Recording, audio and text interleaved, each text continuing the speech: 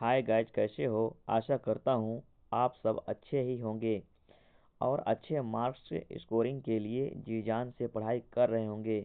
मेरा यह वीडियो कक्षा 10वीं की एसएसटी विषय को रिवीजन कराने के उद्देश्य से है, जो कि वन लाइनर्स के रूप में रहेगा। तो चलिए शुरू करते हैं। इस वन लाइनर्स रिवीजन के सीरीज में हमारा यह दूसरा वीडियो है जो आपको रिवीजन कराऊंगा। उसके तहत अध्याय 4 जिस चैप्टर का नाम है कृषि। इस चैप्टर के अंतर्गत हमारा पहला पॉइंट है, कृषि एक प्राथमिक क्रियाकलाप है। कृषि हमारा कैसा है? एक प्राथमिक क्रियाकलाप है। अगला पॉइंट है, कृषि विभिन्न उद्योगों के लिए कच्चा माल उपलब्ध कराता है। कृषि हमारा विभिन्न उद्योगों के लिए कच्चा माल उपलब्ध कराता है। हमारा अगला पॉइंट है, कृषि विभिन्न उद्योगों के लिए कच्चा माल उपलब्ध कराती है। ये जो हमारी कृषि है, हमारे उद्योगों के लिए कच्चा माल उपलब्ध कराती है। हमारा अगला पॉइंट है, कर्तन दहन प्रणाली को विभिन्न नामों से जाना जाता है। कर्तन दहन का अर्थ होता है काट कर जलाना। इसे विभिन्न नामों से जाना जाता है। हमारा अगला पॉइंट है, कर्तन दहन कृषि को पूर्वोत्तर राज्यों में झूम कहा जाता है। कर्तन दहन कृषि को पूर्वोत्तर राज्य जो हमारे असम, अरुणाचल प्रदेश, नागालैंड, त्रिपुरा इत्यादि राज्य हैं, इन क्षेत्रों को पूर्वोत्तर राज्यों के नाम से जाना जाता है और यहाँ कर्तन दहन कृषि को झूम कहा जाता है। हमारा अगला पॉइंट है, चाय, कॉफी, रबड़, गन्ना महत्वपूर्ण रोपण फसलें हैं। अगर आपसे पूछा जाए कि रोपण फसलों के अंतर्गत कौन कौन सी फसलें आती हैं, तो आप वहाँ पर ये बता सकते हैं कि चाय, कॉफ़ी, रबड़, गन्ना ये इत्यादि महत्वपूर्ण रोपण फसलें हैं। हमारा अगला पॉइंट है, रबी फसलों को शीत ऋतु में बोया जाता है।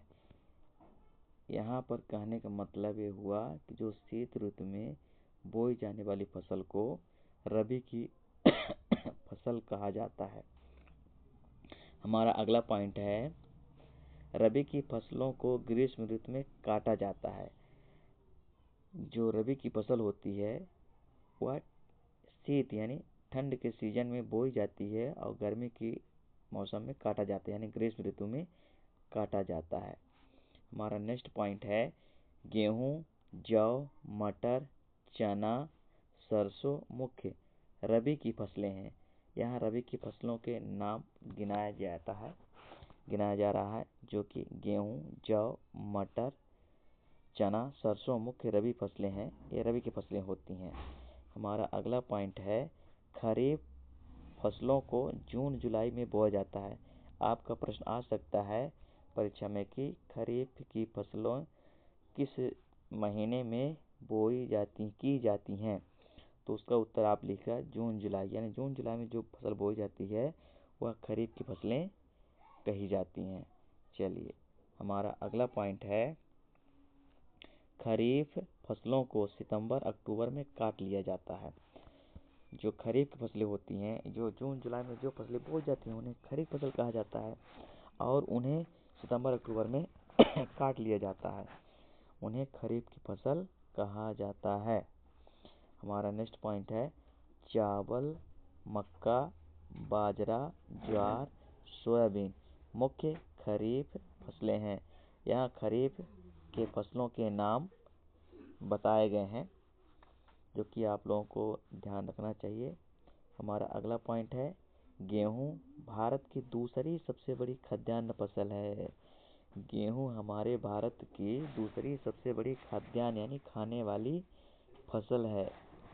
हमारा अगला पॉइंट है, रबी की फसल के लिए 50 से 75 सेंटीमीटर वार्षिक वर्षा की आवश्यकता होती है।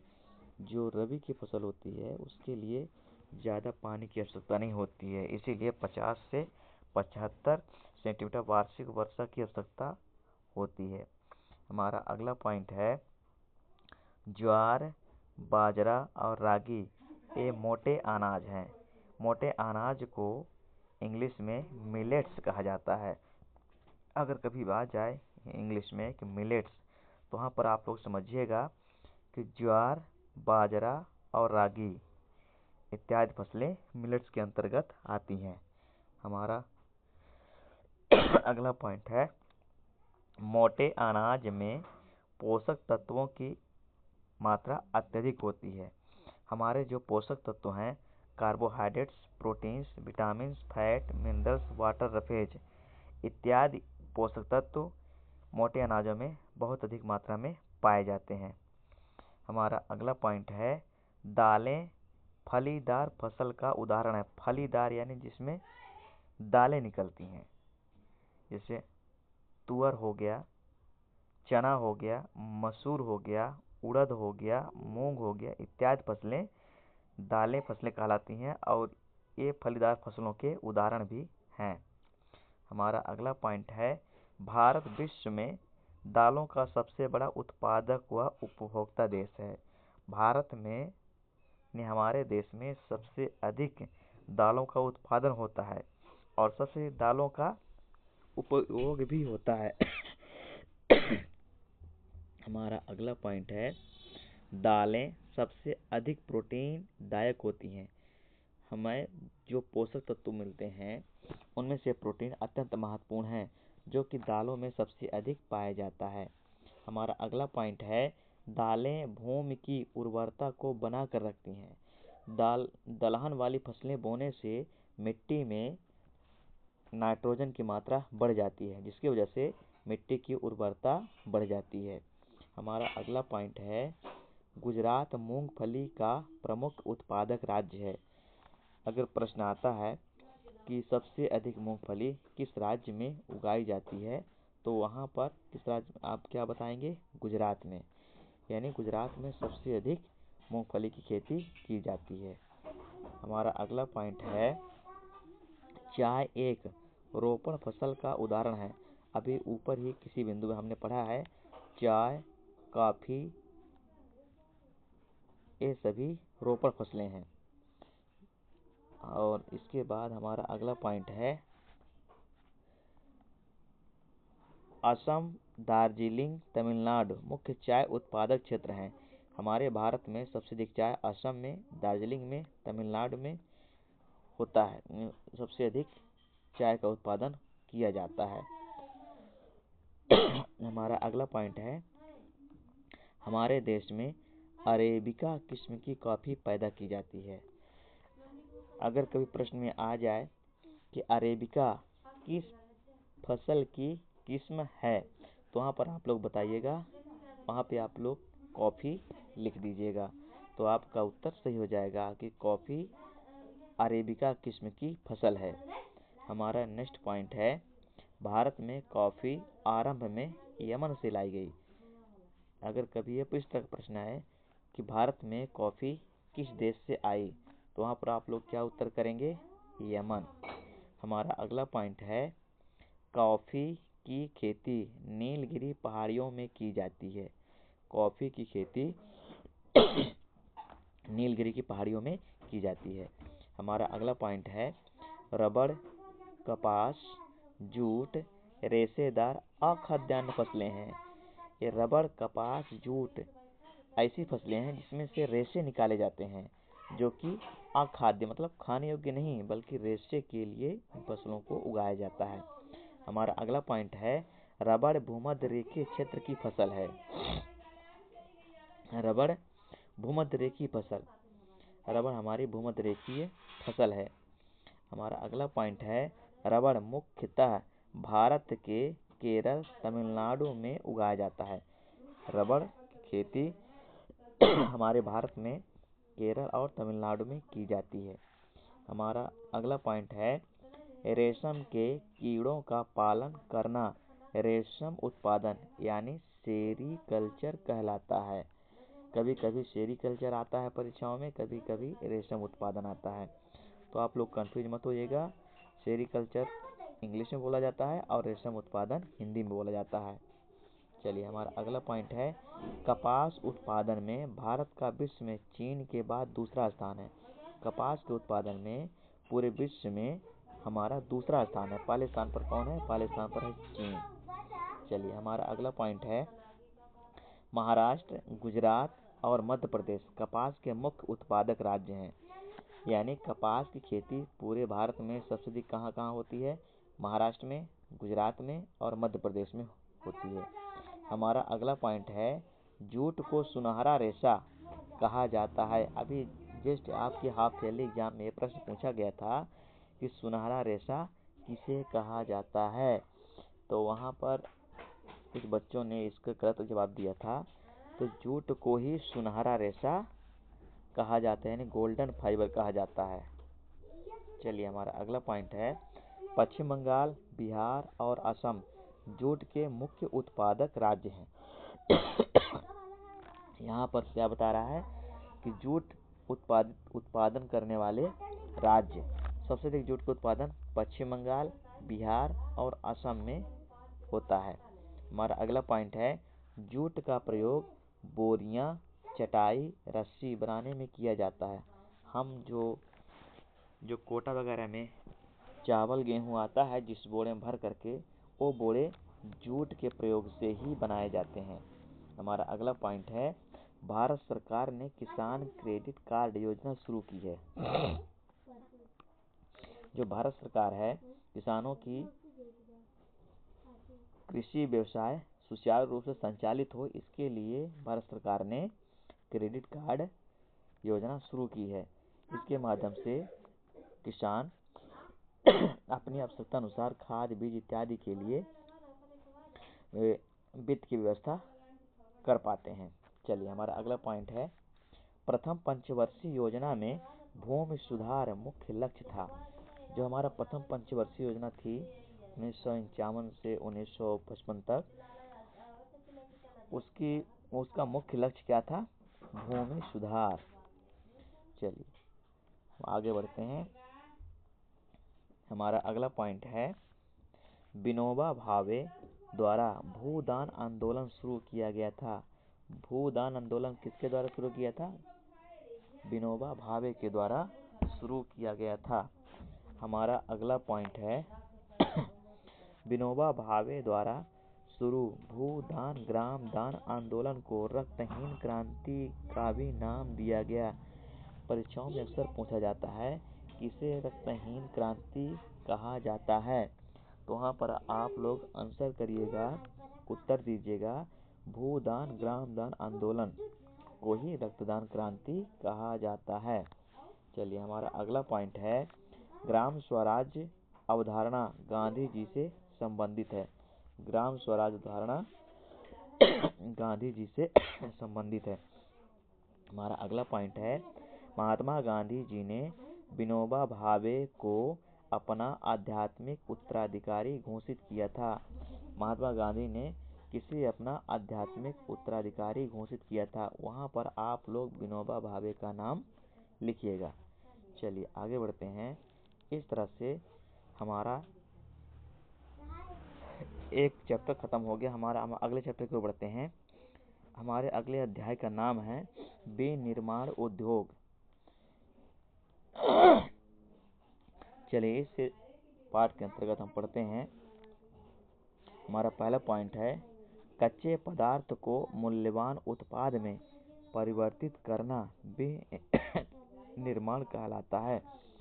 यानी जो हमारे कच्चे पदार्थ होते हैं उसको प्रोसेसिंग करके उसको एक उपयोग करने योग्य उत्पाद में बदल करके उसको हम मूल्य प्रदान कर देते हैं, ये उसे ही हम विनिर्माण कहते हैं, यानी कहलाता है। चलिए हमारा अगला पॉइंट है, उद्योग देश की आर्थिक उन्नति का मापन है। उद्योग, यहाँ उद्योगों के बारे में बताया जा रहा है। उद्योग से ही हमारे देश की आर्थिक उन्नति निर्धारित होती है, ये कह रहा है।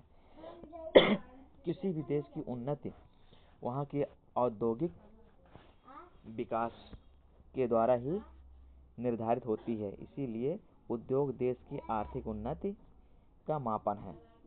हमारा अगला पॉइंट है कृषि तथा उद्योग एक दूसरे के पूरक हैं। कृषि तथा उद्योग एक दूसरे के पूरक हैं। कैसे एक दूसरे के पूरक हैं?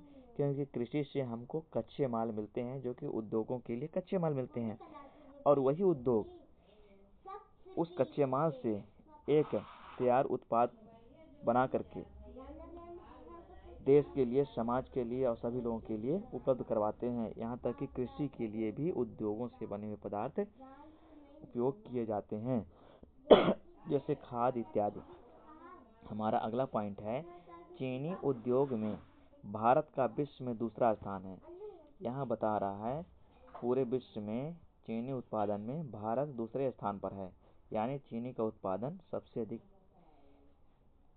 किसी और देश में होता है और हमारा भारत दूसरे स्थान पर है। चलिए हमारा अगला पॉइंट है सूती वस्त्र, पटसन, रेशम, चीनी, चाय और कॉफी आदि कृषि आधारित उद्योग हैं।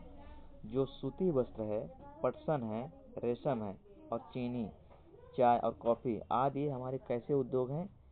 कृषि आधारित उद्योग हैं। ऐसे उद्योग जो चीनी बनाते हैं, जो सूती बनाते हैं, जो पटसन बनाते हैं, जो रेशम बनाते हैं, जो कॉफी बनाते हैं, ये सब कृषि आधारित उद्योग हैं। चलिए हमारा अगला पॉइंट है लौह इस्पात, पेट्रो रसायन, सीमेंट, मशीन, औजार आदि खनिज आधारित उद्योग हैं। जो लौह इस्पात हैं, पेट्रो रसायन यानी पेट्रोलियम वगैरह, सीमेंट, मशीन, औजार आदि खनिज आधारित उद्योग हैं, यानी ये ऐसे उद्योग जो हमारे खनिज पर निर्भर करते हैं। हमारा अगला पॉइंट है BHEL भेल का पूर्ण रूप भारत हैवी इलेक्ट्रिकल लिमिटेड है। भेल का फुल फॉर्म लिखा गया है यहाँ पर। चलिए नेक्स्ट पॉइंट है हमारा SAIL सेल का पूर्ण रूप steel authority of India limited है। सेल का पूर्ण रूप बताया गया है, एक कंपनियों का नाम है। हाँ चलिए आगे बढ़ते हैं। भारत प्रथम सफल सूती वस्त्र उद्योग 1854 में लगाया गया था। भारत में प्रथम सूती वस्त्र उद्योग कब लगाया गया था? 1854 में लगाया गया था। चलिए आगे बढ़ते हैं। भारत प्रथम सूती वस्त्र उद्योग मुंबई में लगाया गया था। यहाँ पर बता रहा है कि भारत में प्रथम सूती उद्योग कब और कहाँ लगाया गया था? तो प्रथम बार 1854 में और मुंबई में लगाया गया था। अभी यही प्रश्न अर्धवार्षिक परीक्षा में पूछा भी गया था। कुछ बच्चों ने कोलकाता लगाया था जो कि गलत था। सही आंसर क्या होगा? मुंबई। चलिए हमारा अगला पॉइंट है भारत पटसन से निर्मित सामान का सबसे बड़ा निर्यातक देश है। भारत में पटसन से जो सामान बनाए जाते हैं उसका सबसे अधिक निर्यात हमारे देश के द्वारा यानी भारत के द्वारा किया जाता है। हमारा अगला पॉइंट है भारत बांग्लादेश के पश्चात पटसन का दूसरा बड़ा निर्यातक देश है। भारत बांग्लादेश के पश्चात पटसन का दूसरा बड़ा निर्यातक देश है। सबसे अधिक बांग्लादेश में पटसन का उत्पादन होता है और उसके बाद हमारा स्थान आता है, दूसरा स्थान भारत का। हमारा अगला पॉइंट है भारत का प्रथम पटसन उद्योग कोलकाता के निकट रिसरा में लगाया गया। भारत में प्रथम पटसन उद्योग कहाँ लगाया गया? रिसरा में लगाया गया। रिसरा कहाँ पड़ता है? पश्चिम बंगाल, कोलकाता के पास में। चलिए आगे बढ़ते हैं। हमारा अगला पॉइंट है भारत का प्रथम पटसन उद्योग कोलकाता में 1855 में लगाया गया था। प्रथम पटसन उद्योग 1855 में लगाया गया था। चलिए हमारा अगला पॉइंट है वे उद्योग जो खनिज व धातुओं को कच्चे माल के रूप में प्रयोग करते हैं खनिज आधारित उद्योग कहलाते हैं। यानी ऐसे उद्योग जो खनिजों और धातुओं को कच्चे माल के रूप में प्रयोग करते हैं वे कैसे उद्योग कहलाते हैं? खनिज आधारित उद्योग कहलाते हैं। हमारा अगला पॉइंट है इस्पात को कठोर बनाने के लिए इसमें मैंगनीज मिलाया जाता है। इस्पात जो हमारा इस्पात होता है उसको कठोर बनाने के लिए क्या मिलाया जाता है? मैंगनीज। हमारा अगला पॉइंट है भारत के छोटा नागपुर के पठार में अधिकांश लौह तथा इस्पात उद्योग स्थापित हैं।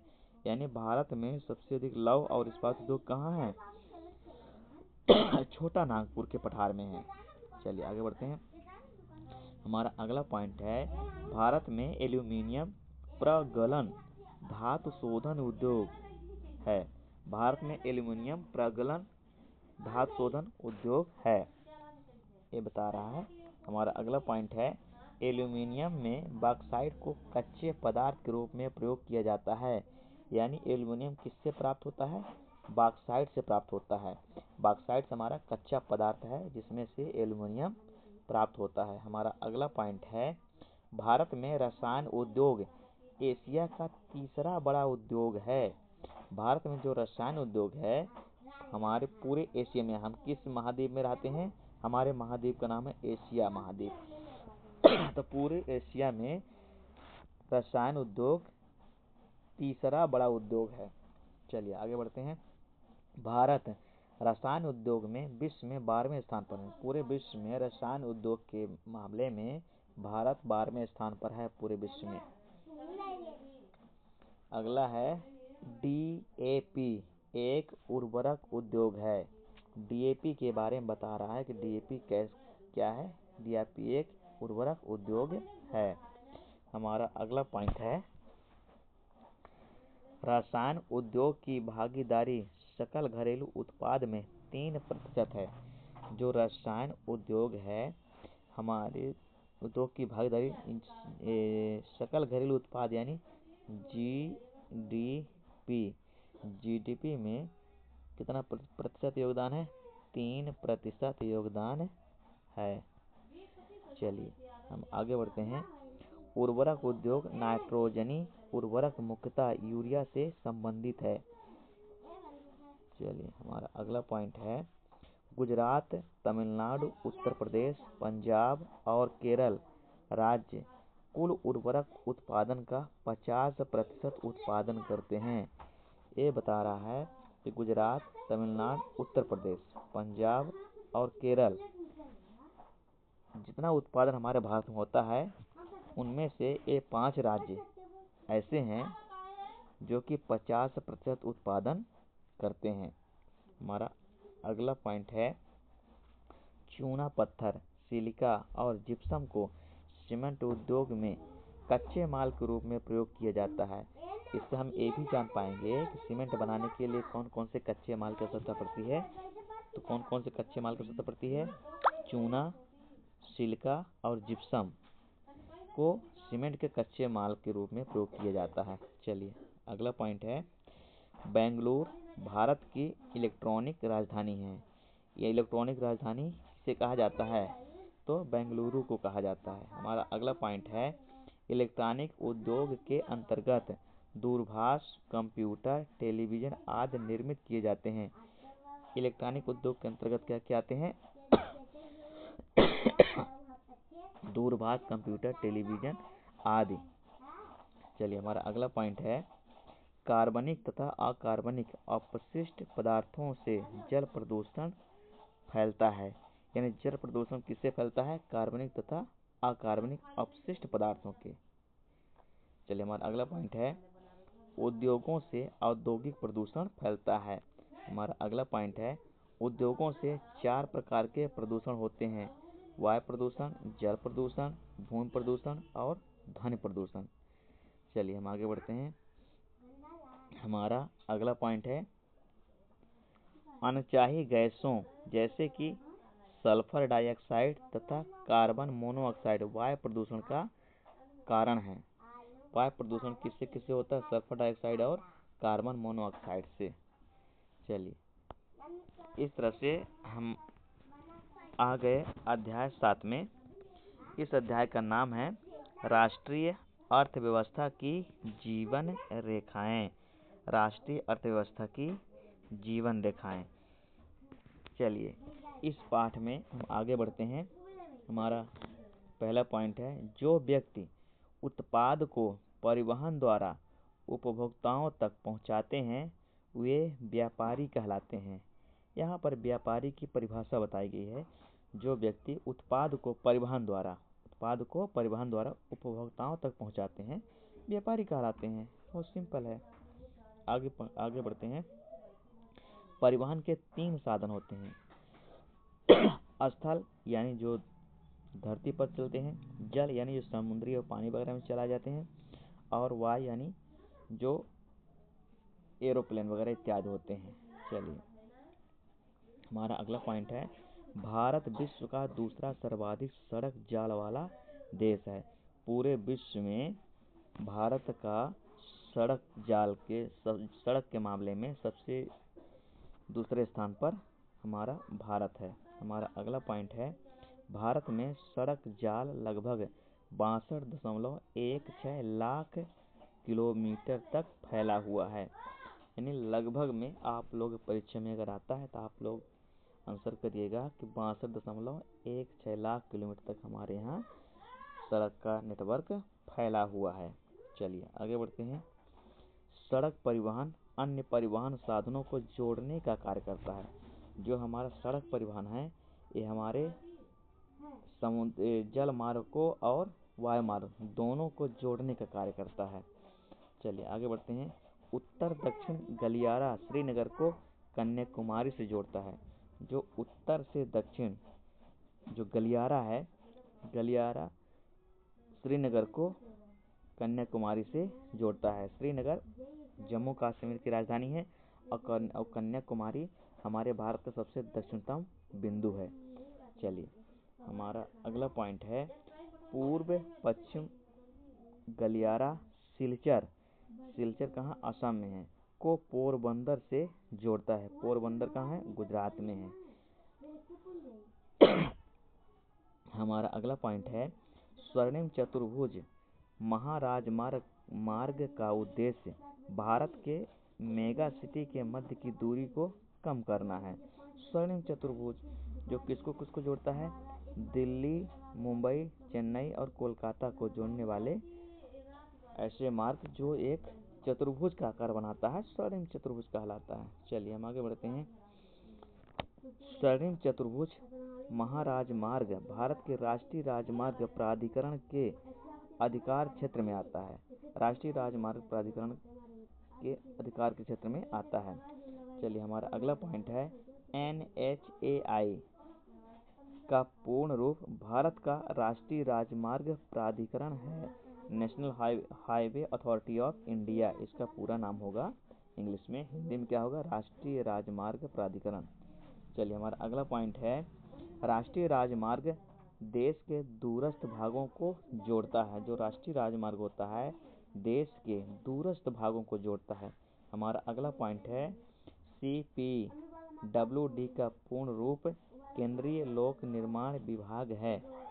चलिए हम आगे बढ़ते हैं। हमारा अगला पॉइंट है, भारत में सड़कों का रखरखाव व निर्माण केंद्रीय लोक निर्माण विभाग के अधिकार क्षेत्र में आता है। केंद्रीय लोक निर्माण जो सड़कों का रखरखाव होता है और निर्माण का कार्य होता है किसके अंतर्गत आता है, केंद्रीय लोक निर्माण विभाग, केंद्रीय लोक निर्माण विभाग के अंतर्गत आता है। चलिए आगे बढ़ते हैं। प्रसिद्ध शेरशाह सूरी मार्ग राष्ट्रीय राजमार्ग संख्या 1 के नाम से जाना जाता है। जो शेरशाह सूरी मार्ग है, राष्ट्रीय राजमार्ग है, उसे राजमार्ग नंबर 1 के नाम से जाना जाता है। हमारे देश में जो बड़े बड़े मार्ग हैं उन सब का क्रमांक दिया गया है। तो प्रथम क्रमांक में कौन सा के सड़क, जो क्रमांक में जो सड़क है उसका नाम क्या है, शेरशाह सूरी। हमारा अगला पॉइंट है, ऐतिहासिक शेरशाह सूरी मार्ग दिल्ली व अमृतसर को आपस में जोड़ता है। शेरशाह सूरी जो ऐतिहासिक मार्ग है वो किसको जोड़ता है, दिल्ली को अमृतसर से, दिल्ली को अमृतसर से जोड़ता है। अमृतसर पंजाब में पड़ता है और दिल्ली एक अलग राज्य है। चलिए हमारा अगला पॉइंट है, राजमार्गों का निर्माण व रखरखाव का दायित्व राज्य के सार्वजनिक निर्माण विभाग का होता है। जो राज्य के अंदर जो राजमार्ग होते हैं उनका रखरखाव कौन करता है, राज्य के सार्वजनिक निर्माण विभाग करता है। चलिए हम आगे बढ़ते हैं। हमारा अगला पॉइंट है, PWD का पूर्ण रूप सार्वजनिक निर्माण विभाग का होता है। जो पीडब्ल्यूडी का पूर्ण रूप क्या होता है? Public works department. इसका इंग्लिश में पूरा नाम क्या होगा? पब्लिक वर्क्स डिपार्टमेंट, सार्वजनिक निर्माण विभाग का होता है। हमारा अगला पॉइंट है, जिला मार्गों की व्यवस्था का उत्तरदायित्व जिला परिषद का होता है। जो मार्ग जिले में होते हैं, जो सड़कें जिले लेवल पे बनाई जाती हैं, उनका रखरखाव कौन करता है? जिला परिषद करती है। हमारा अगला पॉइंट है, भारत के प्रत्येक गांव को प्रमुख शहरों से सड़कों द्वारा जोड़ने का कार्य प्रधानमंत्री ग्रामीण सड़क परियोजना के तहत किया जाता है। इसमें बता रहा है कि भारत के प्रत्येक गांव को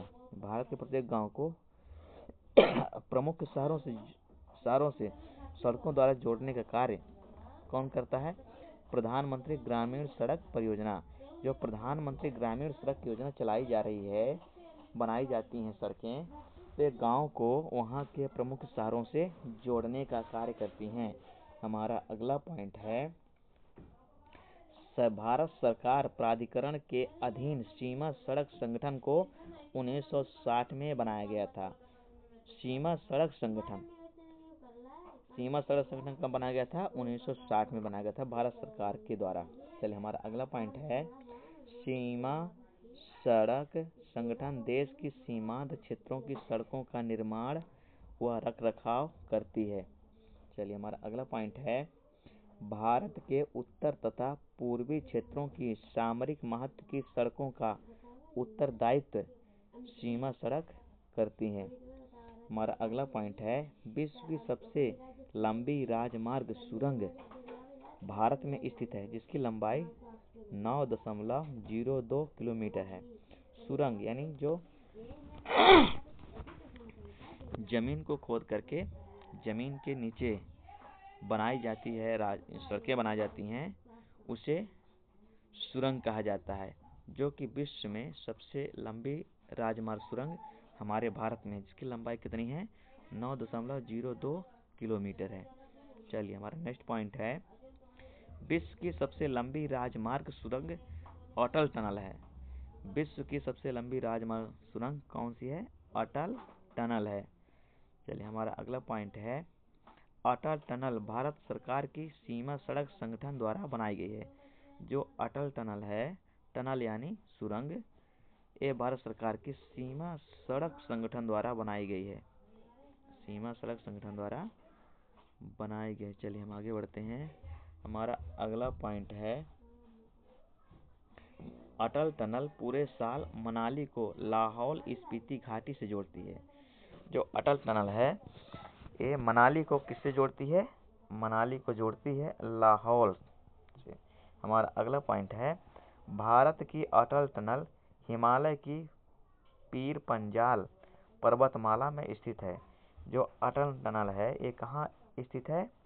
ये हिमालय के पीर पंजाल पर्वतमाला। हमारा अगला पॉइंट है, भारत की अटल टनल समुद्र तल से 8000 मीटर की ऊंचाई पर बनी है। जो अटल टनल है, हमारे समुद्र तल से 8000 मीटर यानी 8 किलोमीटर की ऊंचाई पर स्थित है। हमारा अगला पॉइंट है, भारत देश की पहली रेलगाड़ी 1853 में चलाई गई। भारत में पहली बार रेलगाड़ी कब चलाई गई? 1853 में चलाई गई। चलिए हमारा अगला पॉइंट है, भारत देश की पहली रेलगाड़ी मुंबई और ठाणे के मध्य चलाई गई।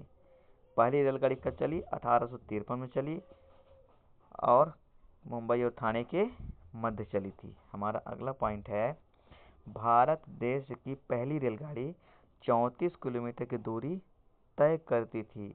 जो पहली रेलगाड़ी चली थी हमारे भारत में, वो पहली बार उस 34 किलोमीटर की दूरी को तय करती थी। हमारा अगला पॉइंट है, भारतीय रेल परिवहन को 16 रेल प्रखंडों में बांटा गया है। जो भारतीय रेल है, इसको प्रखंडों यानी जोन में, यानी इसके जोन बटे हैं। जोन यानी हेड ऑफिस, जहां इनका कंट्रोलिंग होती है। तो कितने हेड ऑफिस बनाए गए हैं पूरे भारत में? 16 बनाए गए हैं। ठीक, चलिए हमारा अगला पॉइंट है, भारत देश में पाइपलाइन परिवहन के 3 प्रमुख जाल हैं। जो पाइपलाइन परिवहन है भारत में, इसके कितने प्रमुख जाल हैं? 3 प्रमुख जाल हैं।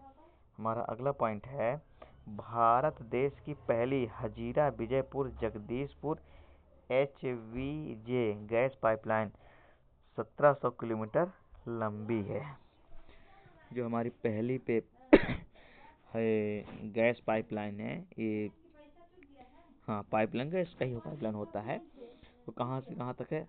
Hazira Vijaypur Jagdishpur gas pipeline 1700 kilometre तक है। हमारा अगला पॉइंट है, भारत की समुद्री तट रेखा 7516.6 किलोमीटर लंबी है।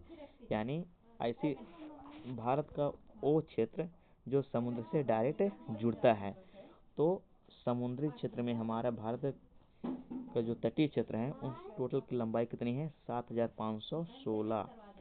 ये वाला पॉइंट याद रखिएगा आप लोग।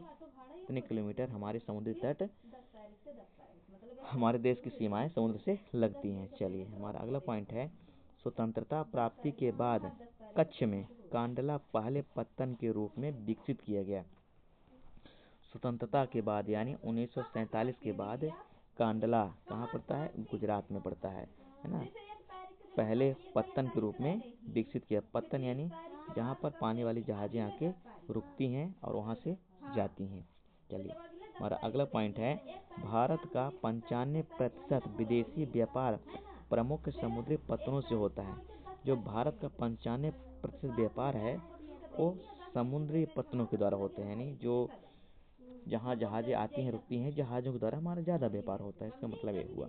चलिए, हमारा अगला पॉइंट है, भारत का प्रमुख पहला पत्तन कांडला है। ये पूछा जा सकता है परीक्षा में कि भारत का प्रथम पत्तन कौन है? तो वहाँ पर आप लोग लिखिएगा कांडला भारत का पहला प्रमुख पत्तन है। हमारा अगला पॉइंट है, भारत के कांडला पत्तन को दीनदयाल पत्तन के नाम से भी जाना जाता है। अभी कुछ साल पहले कांडला पत्तन का नाम दीनदयाल पत्तन रख दिया गया, इसीलिए इसे दीनदयाल, वर्तमान में इसे दीनदयाल पत्तन के नाम से जाना जाता है। हमारा अगला पॉइंट है, भारत का कांडला पत्तन एक ज्वारीय पत्तन है। कैसा पत्तन है? ज्वारीय। ज्वारीय पत्तन क्या होता है? ऐसा पत्तन जो समुद्र के द्वारा लहरें जब ऊपर आती हैं तो ज्वार कहलाता है, और जब लहरें वापस जाने लगती हैं तो भाटा कहलाता है। तो जब लहरें ऊपर आती हैं उस टाइम पर कांडला पत्तन का ज़्यादा उपयोग होता है, इसीलिए इसे ज्वारीय पत्तन कहा जाता है। हमारा अगला पॉइंट है, भारत मुंबई बृहत्तम पत्तन है। यानी भारत में मुंबई हमारा सबसे बड़ा पत्तन है। बृहत्तम मतलब सबसे बड़ा। हमारा अगला पॉइंट है, भारत के मुंबई पत्तन के अधिक परिवहन को कम करने के लिए जवाहरलाल नेहरू पत्तन विकसित किया गया है। यानी मुंबई पत्तन बहुत ज़्यादा लोड पड़ता था, जिसकी वजह से इसके भार को कम करने के लिए एक नया पत्तन बनाया गया है। उसी के पास में बनाया गया, जिसका नाम जवाहरलाल नेहरू पत्तन रखा गया। हमारा अगला पॉइंट है, भारत के कुल निर्यात का 50% लौह अयस्क का निर्यात मारमागांव पत्तन के द्वारा किया जाता है। किसके द्वारा किया जाता है? मारमागांव पत्तन। चलिए, हमारा अगला पॉइंट है, न्यू मैंगलोर पत्तन कुद्रेमुख कर्नाटक में स्थित है। न्यू मैंगलोर पत्तन कहाँ स्थित है? कुद्रेमुख कर्नाटक में स्थित है। कुद्रेमुख एक उस कर्नाटक में एक तटीय इलाके का नाम है। चलिए, हम आगे बढ़ते हैं। हमारा अगला पॉइंट है, भारत का कोची पत्तन सुदूर दक्षिण पश्चिम में स्थित है। कोची पत्तन कहाँ स्थित है? सुदूर दक्षिण पश्चिम, दक्षिण और पश्चिम पत्तन में स्थित है, यानी लगभग केरल के आसपास। चलिए, हमारा अगला पॉइंट है, कोची पत्तन एक प्राकृतिक पोत्राशय है। पोताश्रय मतलब होता है पत्तन। आप लोग कंफ्यूज मत होइएगा, उसी को पोताश्रय भी कहा जाता है, उसी को पत्तन भी कहा जाता है, उसी को बंदरगाह भी कहा जाता है, उसी को पोर्ट भी कहा जाता है। चलिए हम आगे बढ़ते हैं। हमारा अगला पॉइंट है, चेन्नई हमारे देश का प्राचीनतम कृत्रिम पत्तन है। कृत्रिम मतलब होता है मानव निर्मित। तो हमारे देश का सबसे प्राचीनतम मानव निर्मित पत्तन कौन सा है? चेन्नई। और प्राकृतिक पत्तन कौन सा है? कोची। चलिए बहुत बढ़िया, आगे बढ़ते हैं। हमारा अगला पॉइंट है, विशाखापट्टनम पत्तन स्थल से घिरा गहरा व सुरक्षित पत्तन है।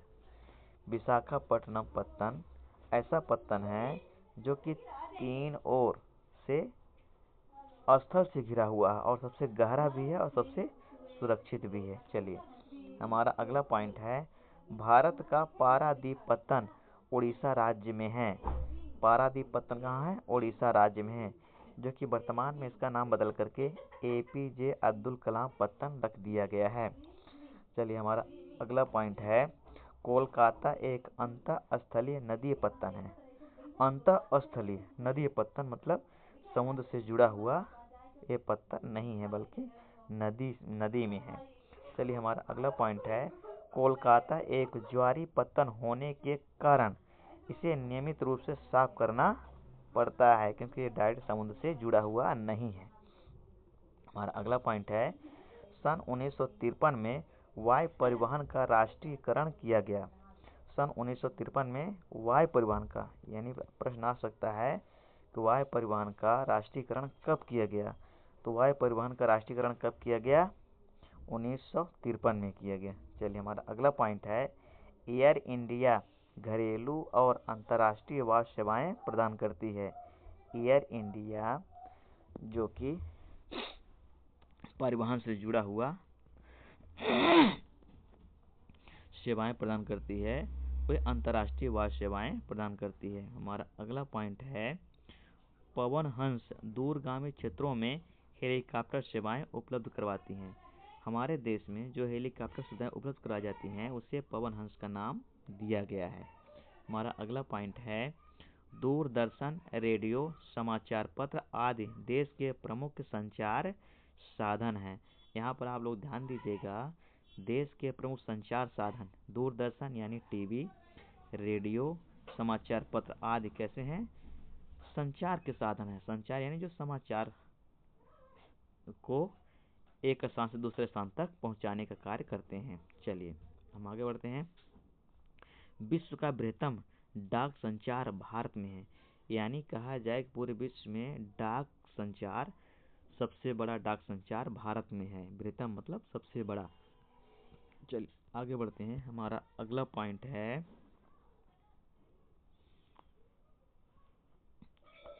हमारा विश्व का बृहत्तम डाक, चलो हो गया है। हमारा अगला पॉइंट है, डिजिटल भारत सूचना प्रौद्योगिकी को समझने का एक विशाल कार्यक्रम है।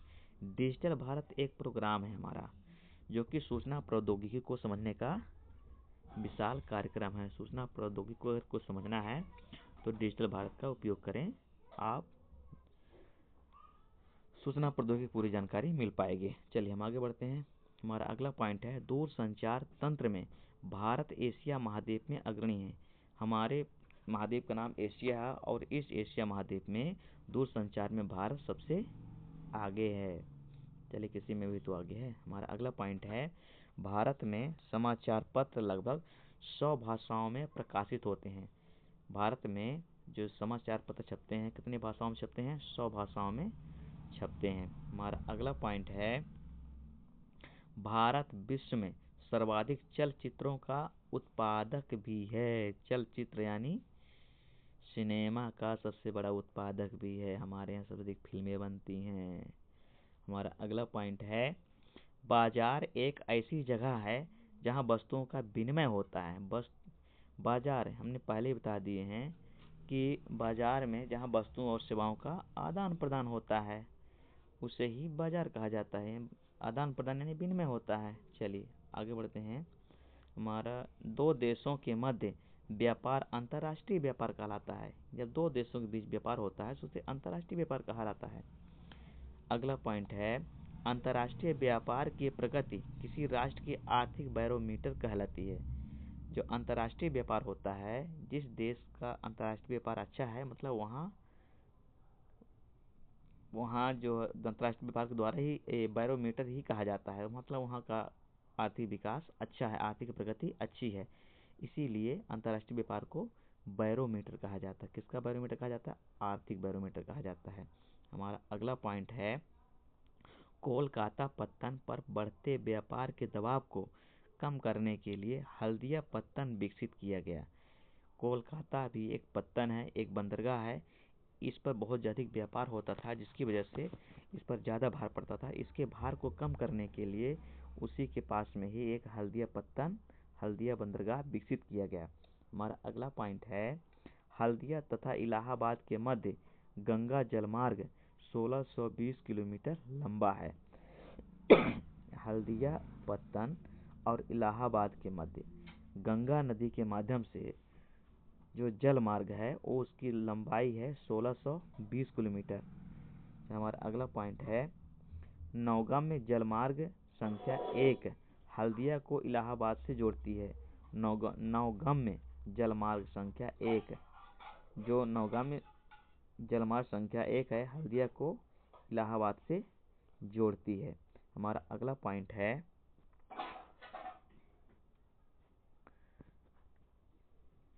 हमारा ये वाले पॉइंट है, भारतीय विदेशी सभी फिल्मों को प्रमाणित करने का अधिकार केंद्रीय फिल्म प्रमाणन बोर्ड को है। तो चाहे भारतीय फिल्में हों या विदेशी फिल्में हों, उन सबको प्रमाणित करने का कार्य कौन करता है? केंद्रीय फिल्म प्रमाणन बोर्ड। केंद्रीय फिल्म प्रमाणन बोर्ड के द्वारा ही फिल्मों का प्रमाणीकरण होता है, चाहे वे फिल्में देश में बनी हो या विदेश में। चलिए, हमारा इस तरह से हम आ गए इतिहास के चैप्टरों में। हमारे इतिहास का ये पहला अध्याय है। इस अध्याय का नाम है यूरोप में राष्ट्रवाद का उदय। यूरोप में राष्ट्रवाद का उदय। जिस तरह से हमारा एशिया एक महाद्वीप है, उसी तरह से यूरोप भी एक महाद्वीप है।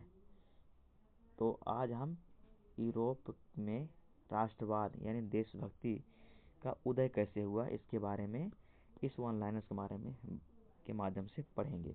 चलिए शुरू करते हैं। हमारा पहला पॉइंट है, ऐसी सरकार या शासन व्यवस्था जिसकी सत्ता पर किसी प्रकार का कोई अंकुश नहीं होता, निरंकुशवाद कहलाता है। चलिए, बहुत बढ़िया। यानी ऐसा सरकार जिसको कोई टोकने वाला ना हो, जिसका कोई विपक्षी पार्टी ना हो, तो ऐसी सरकार को निरंकुशवाद कहलाती है। तो हमारा अगला पॉइंट है, यूरोप में राज्य और राष्ट्रवाद 19वीं सदी में अस्तित्व में आए। यूरोप में राष्ट्र, राज्य और राष्ट्रवाद कब आए? 19वीं सदी में आए। हमारा अगला पॉइंट है, फ्रांसीसी कलाकार फ्रेडरिक सारियू चित्रकार थे। फ्रेडरिक सारियू चित्रकार थे, जिन्होंने 1848 ईस्वी में 4 चित्रों का श्रृंखला बनाई। कितने चित्रों की श्रृंखला बनाई? 4 चित्रों की श्रृंखला बनाई। कब बनाई? 1848 में। कौन बनाया? फ्रेडरिक सारियू ने बनाया। वे कहाँ के थे? वे फ्रांस के थे। चलिए, हमारा अगला पॉइंट है, फ्रेडरिक सारियू ने चित्रों के माध्यम से सपनों का संसार रचा, जो जनतांत्रिक और सामाजिक गणतंत्रों से मिलकर बना था।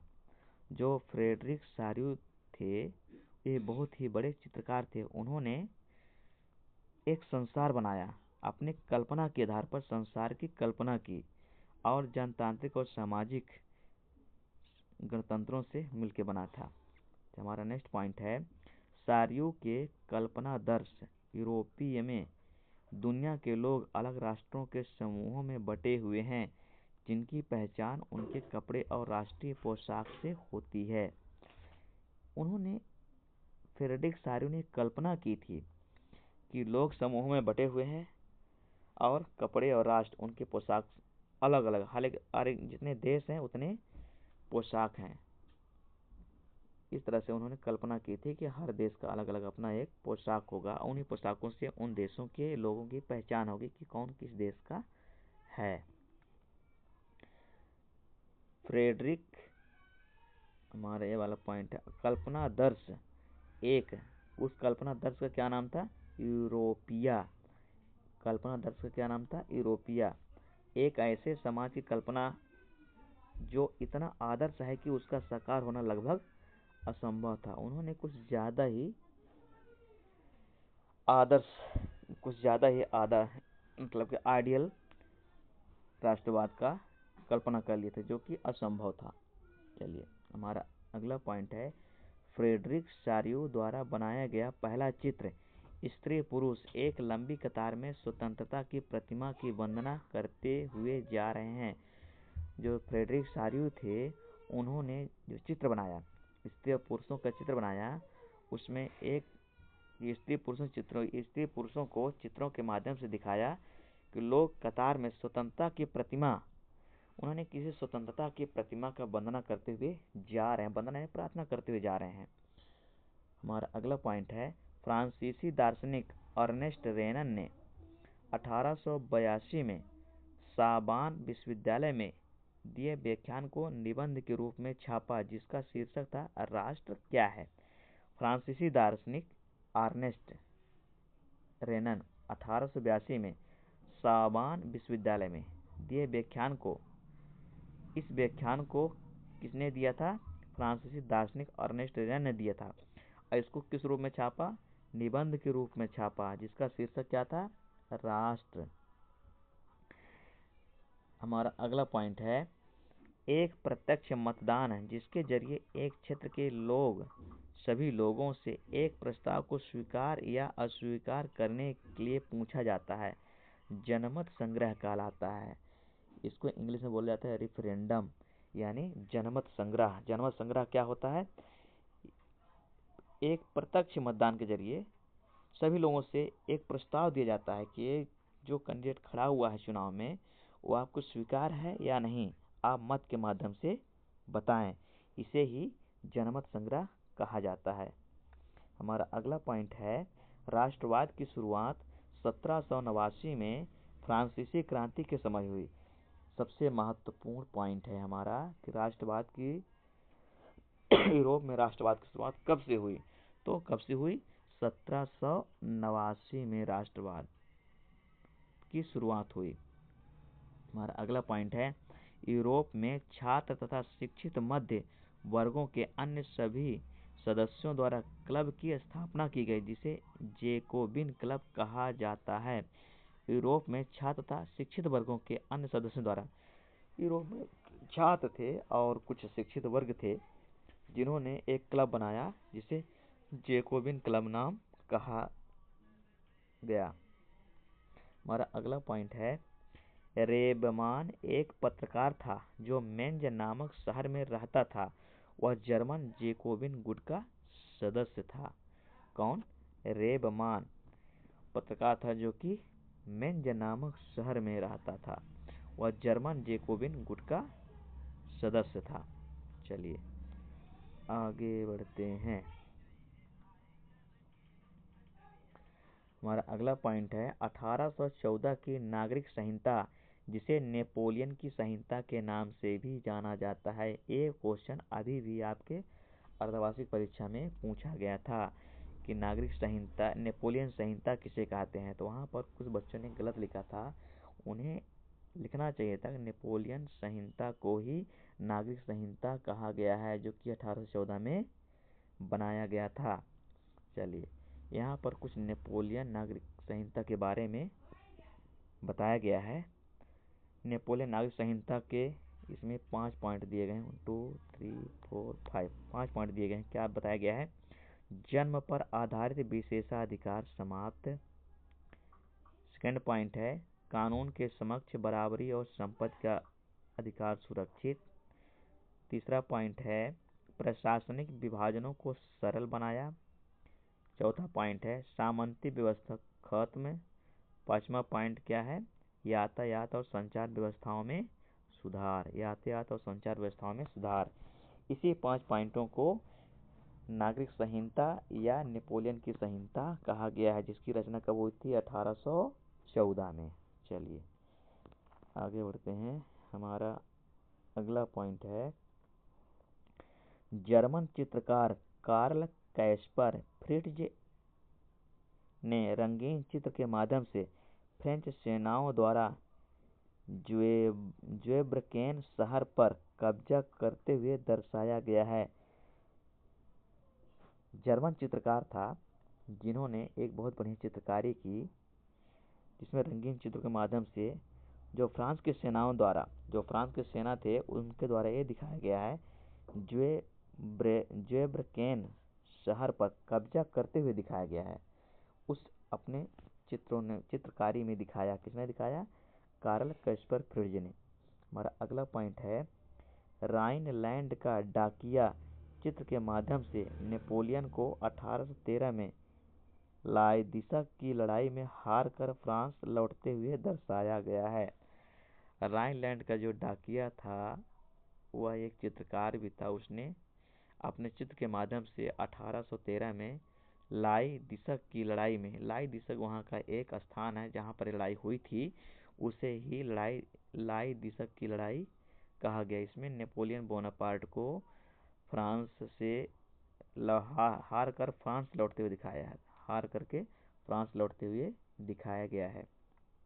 हमारा अगला पॉइंट है, ऑस्ट्रिया हंगरी पर शासन करने वाला हैब्सबर्ग साम्राज्य अलग अलग क्षेत्रों और जनसमूहों को जोड़कर बना था।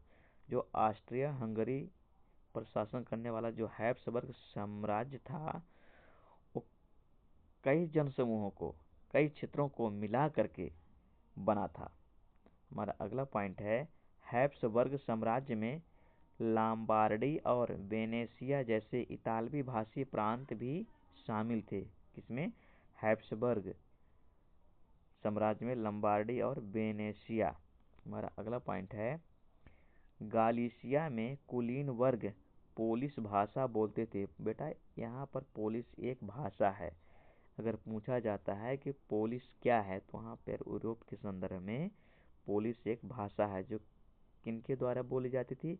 गालिसिया में कुलीन वर्ग के द्वारा बोली जाती थी पोलिश भाषा।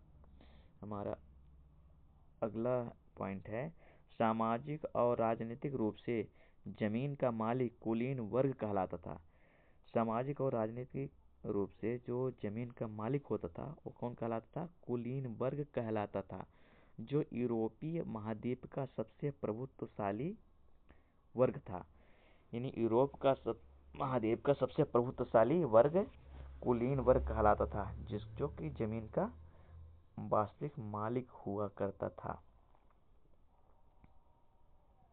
हमारा अगला पॉइंट है, उच्च वर्ग के लोग राजनीतिक कार्यों के लिए फ्रेंच भाषा का प्रयोग करते थे। जो उच्च वर्ग के लोग थे राजनीतिक कार्यों के लिए उच्च भाषा का प्रयोग करते थे। यहाँ पर कुछ महत्वपूर्ण तिथियां बताई गई हैं। क्रमांक है, ये वर्ष है और एक घटनाक्रम है।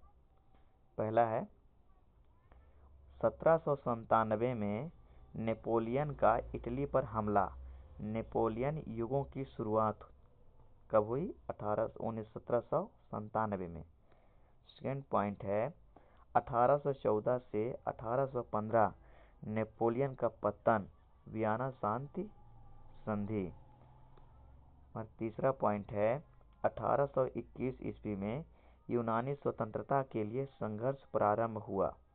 चौथा पॉइंट है 1848 में फ्रांस में क्रांति आर्थिक परेशानियों से ग्रस्त कारीगरों, औद्योगिक मजदूरों के गठन की मांग करता है।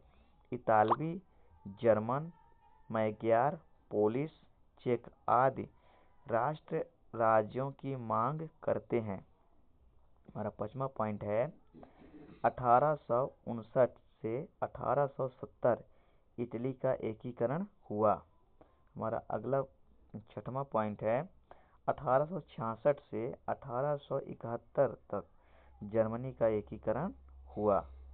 सातवां पॉइंट है 1905 हैब्सबर्ग और ऑटोमन साम्राज्यों में स्लाव राष्ट्रवाद मजबूत हुआ। हमारा अगला पॉइंट है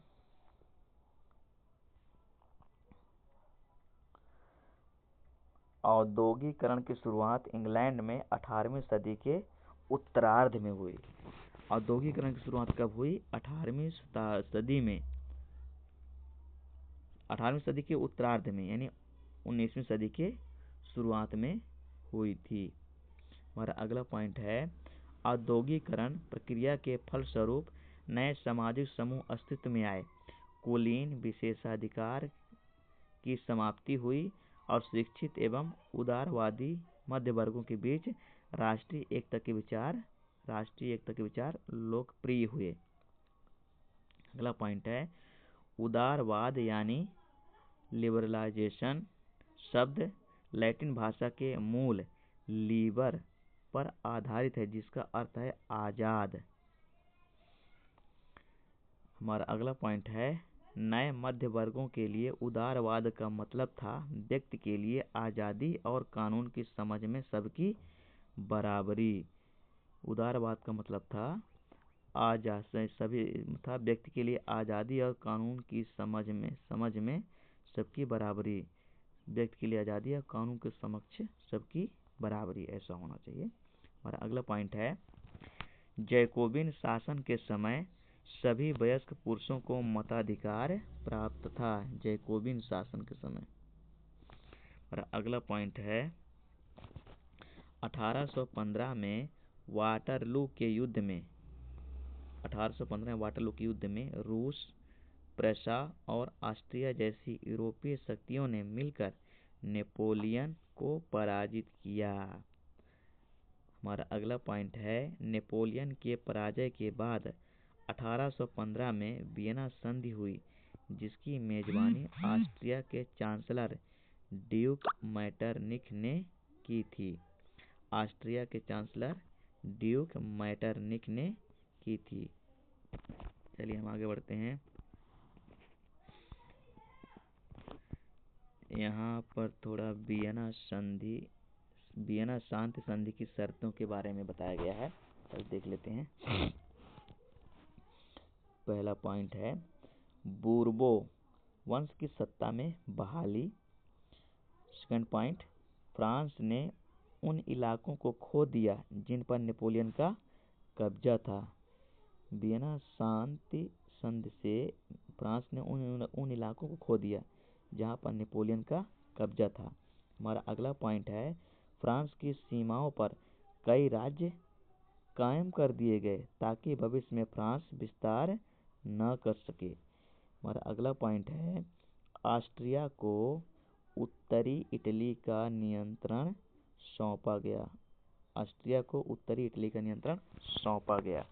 हमारा अगला पॉइंट है नेपोलियन ने 39 राज्यों का जो जर्मन महासंघ स्थापित किया था उसे बरकरार रखा गया। चलिए हमारा अगला पॉइंट है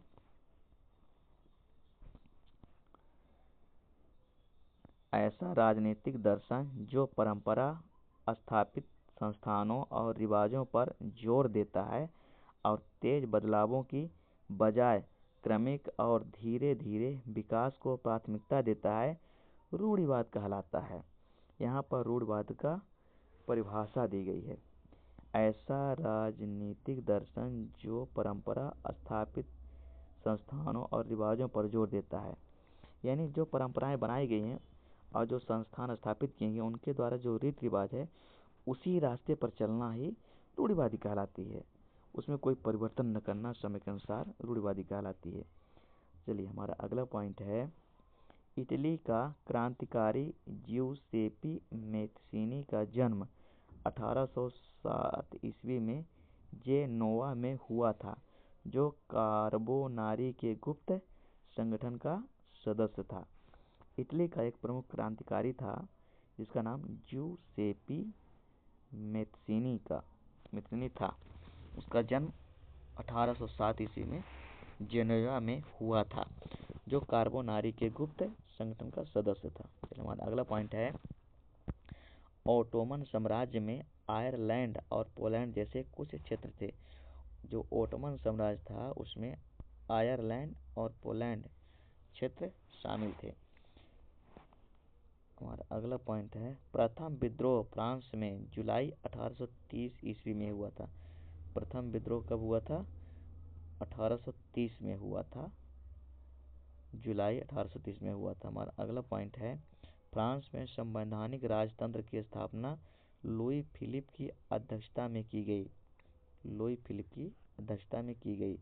और अगला पॉइंट है मेटरनिश ने टिप्पणी की थी कि जब फ्रांस छींकता है, किसने टिप्पणी की थी? मेटरनिश ने की थी। जब फ्रांस छींकता है तो बाकी यूरोप को सर्दी जुकाम हो जाता है। बाकी यूरोप को सर्दी जुकाम हो जाता है। हमारा अगला पॉइंट है यूरोप में क्रांतिकारी राष्ट्रवाद की प्रगति से यूनानियों का आज़ादी के लिए संघर्ष 1821 में आरंभ हुआ था। हमारा अगला पॉइंट है अंग्रेज कबीलार्ड बायरन ने धन इकट्ठा किया और बाद में युद्ध में लड़ने भी गए, जहां 1824 में बुखार से उनकी मृत्यु हो गई।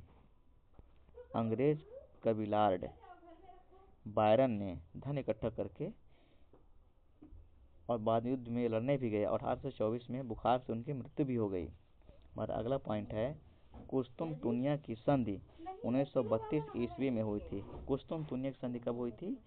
1932 में हुई थी। हमारा अगला पॉइंट है फ्रांसीसी चित्रकार देला क्रोआ फ्रेंच रोमानी चित्रकार था। उसने एक घटना को चित्रित किया है जिसे कियोस द्वीप कहा जाता है। कियोस द्वीप कहा जाता है। फ्रांसीसी चित्रकार थे कौन? देला क्रोआ फ्रेंच रोमानी चित्रकार थे। उन्होंने एक घटना चित्रित किया जिसे कियोस द्वीप कहा जाता है।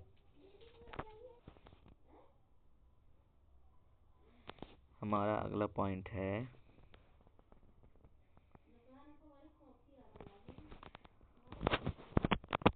जर्मन दार्शनिक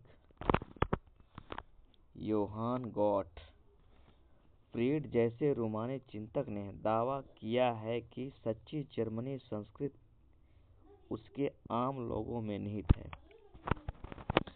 जो जर्मन का एक दार्शनिक था योहान गॉटफ्रीड, उसने रोमानी चिंतक ने दावा किया कि सच्ची जर्मन संस्कृति उसके आम लोगों में निहित है, वहाँ की जो आम जनता थी। अगला पॉइंट है जैकब ग्रिम का जन्म 1785 ईस्वी एवं विल्हेल्म ग्रिम का जन्म 1786 ईस्वी में जर्मनी के हनाउ शहर में हुआ था। इन दोनों भाइयों ने कानून की पढ़ाई के समय लोक कथाएं इकट्ठा करना शुरू किया था, जो 1812 ईस्वी में 33 खंडों में जर्मन भाषा में प्रकाशित हुई। अगला पॉइंट है स्त्री पुरुष की सामाजिक आर्थिक एवं राजनीतिक समानता की सोच के आधार पर महिलाओं के अधिकारों और हितों के बोध नारीवाद कहलाता है। यानी नारीवाद क्या कहलाता है? स्त्री पुरुष की सामाजिक और आर्थिक राजनीतिक समानता की सोच के आधार पर महिलाओं के अधिकारों और हितों का बोध ही नारीवाद कहलाता है। चलिए हमारा अगला पॉइंट है लुइजे ऑटो पीटर्स 1819 से 95 तक एक राजनीतिक कार्यकर्ता थीं, जिसने नारीवादी राजनीतिक संगठन की स्थापना की थी। हमारा अगला पॉइंट है एक खास प्रकार की सामाजिक एवं राजनीतिक दृष्टि को इंगित करने वाले विचारों का समूह विचारधारा कहलाती है। विचारधारा की परिभाषा यहाँ पर बताई गई है। हमारा अगला पॉइंट है जर्मनी के एकीकरण का जनक बिस्मार्क था।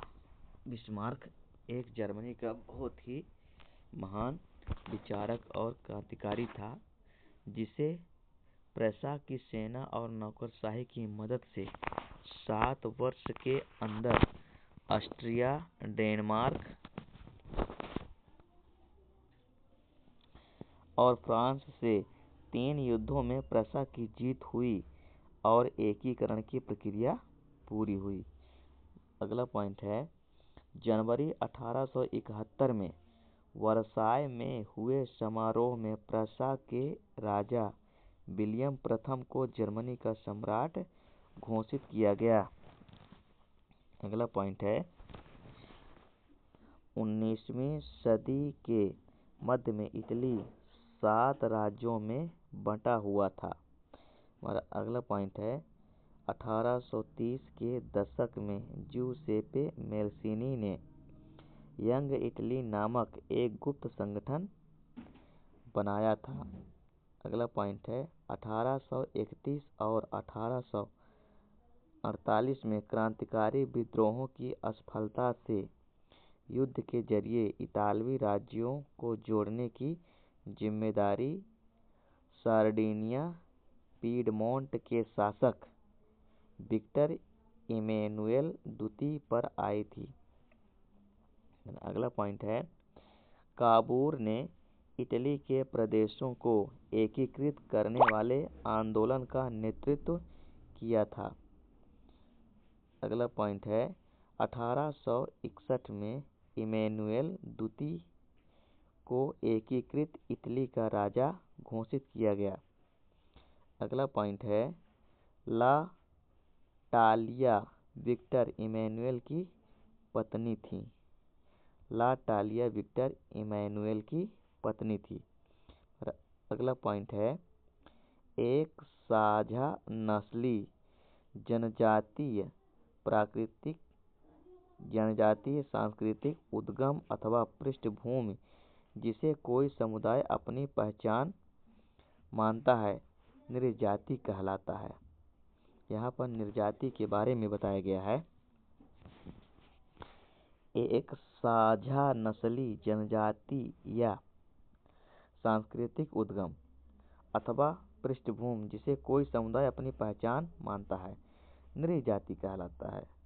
नृजाति मतलब जो किसी एक जाति का नहीं बल्कि कई जनजातियों का से संबंध रखता हो। हमारा अगला पॉइंट है, इटली 7 राज्यों में बटा हुआ था। इटली कितने राज्यों में बटा हुआ था? 7 राज्यों में बटा हुआ था। अगला पॉइंट है, 1830 के दशक में जूसेप्पे मेस्सीनी ने इटली के एकीकरण के लिए कार्यक्रम प्रस्तुत किया। अगला पॉइंट है, 1859 में फ्रांस से सार्डिनिया पीडमोंट ने एक चतुर कूटनीतिक संधि की जिसके माध्यम से उसने ऑस्ट्रियाई बलों को हरा दिया। अगला पॉइंट है, 1861 ईस्वी में इमैनुएल द्वितीय को एकीकृत इटली का राजा घोषित किया गया। किसे घोषित किया गया इटली का राजा? इमैनुएल द्वितीय को। अगला पॉइंट है, जूसेप्पे गैरिबोल्डी पेशे से नाविक था। उसका इटली के एकीकरण में बड़ा योगदान था। अगला पॉइंट है, गैरिबोल्डी ने युवाओं की एक शक्तिशाली सेना तैयार की थी जिसे लाल कुर्ती दल के नाम से जाना गया था। अगला पॉइंट है, गैरिबोल्डी ने सिसिली तथा नेपल्स को जीतकर वहां गणराज्य की स्थापना की थी। अगला पॉइंट है, ब्रिटेन साम्राज्य में अंग्रेज, वेल्श, स्कॉट या आयरिश जैसे समाज था जिसे नृजातीय कहते थे। अगला पॉइंट है, 1707 ईस्वी में इंग्लैंड और स्कॉटलैंड को मिलाकर यूनाइटेड किंगडम ऑफ ब्रिटेन का गठन किया गया।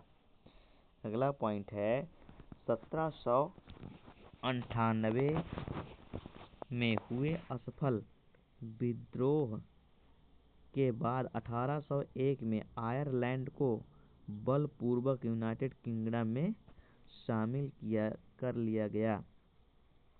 अगला पॉइंट है, बाल्कन भौगोलिक एवं नृजातीय रूप से विभिन्नताओं का क्षेत्र था, जिसमें आधुनिक रोमानिया, बल्गारिया, अल्बानिया, ग्रीस, मकदूनिया, क्रोएशिया, स्लोवानिया, सर्बिया आदि शामिल थे।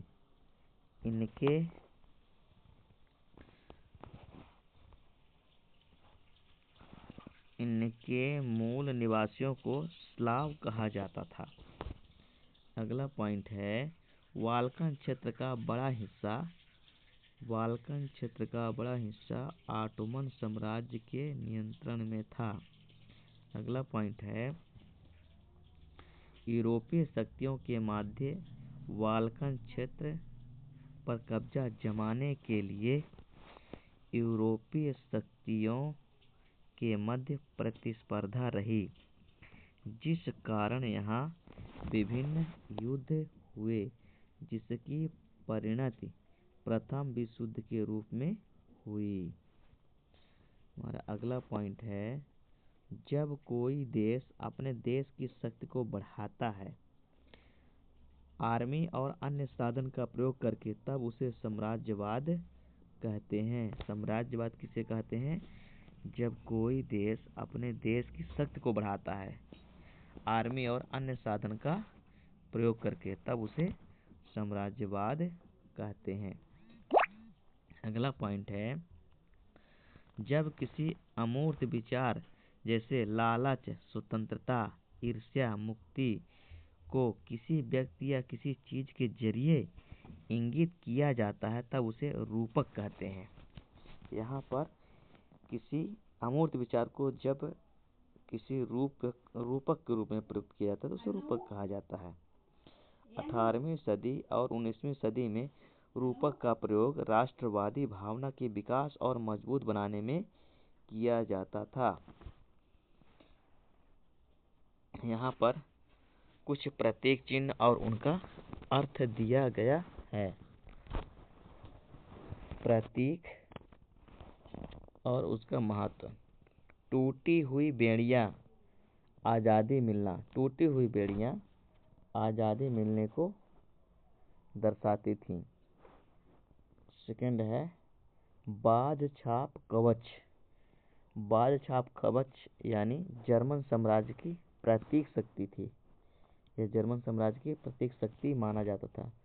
अगला पॉइंट है बलूत पत्तियों का मुकुट। ये बहादुरी का प्रतीक था। तलवार मुकाबले की तैयारी का प्रतीक था। नेक्स्ट है तलवार पर लिपटी जैतून की डाली शांति की चाह का प्रतीक है। अगला पॉइंट है काला तिल और सुनहरा तिरंगा। ये 1848 में उदारवादी राष्ट्रवादियों का झंडा, जिसे जर्मन राज्यों के ड्यूक्स ने प्रतिबंधित घोषित कर दिया था। अगला पॉइंट है उगते सूर्य की किरणें। यह चिन्ह एक नए युग का सूत्रपात को दर्शाता था। हमारा अगला अध्याय आ गया है भारत में राष्ट्रवाद। अभी तक हम लोग यूरोप के राष्ट्रवाद के बारे में पढ़ रहे थे।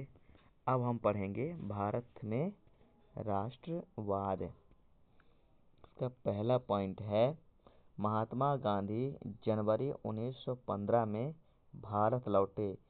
इससे पहले वे दक्षिण अफ्रीका में थे।